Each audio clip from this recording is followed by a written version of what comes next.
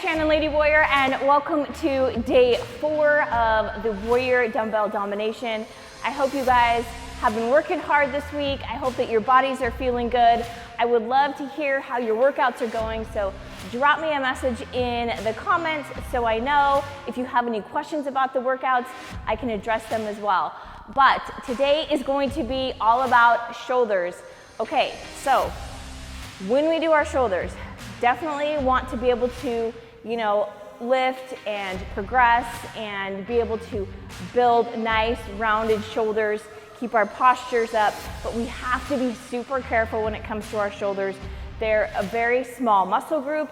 They can rip, tear, get injured very, very easily. So please be mindful of the weights that you're using. If something feels awkward, lighten the weight or skip over that exercise.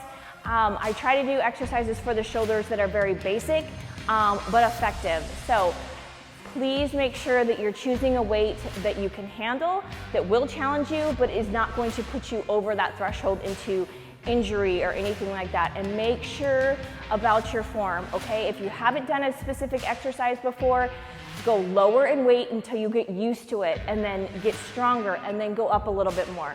Super important. Also, make sure that you're getting a really good pre-warm-up for this workout.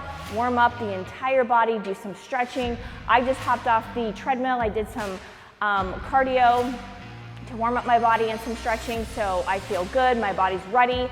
Make sure that you have your notebook, make sure you have something to drink, make sure you have your music. Again, I want to just say, when you are writing down in your notebook kind of the weights that you're using, and just tracking your progress, just kind of pay attention also, how does your body feel that day? Make some notes and go back and be like, oh gosh, I felt so good today. Last week when I was doing this, I didn't feel so good. Let me go back and see what I wrote. Maybe you didn't sleep the best, or maybe, you had a little bit more caffeine that day, or maybe, your nutrition was off. Maybe you didn't get enough. Maybe you, kind of overindulged on something. So there's so many different reasons why our bodies in that moment, in that day, feel that way. And that is a part of just kind of recognizing and paying attention to what our body needs, and in terms of recovery and refueling, taking days off, taking active rest days. So just be mindful and write just kind of how your body feels down in your notebook, as well as the weights that you're using. There's so many different ways to track progress. It's not always just about how much weight that we're lifting, how much weight that we're losing.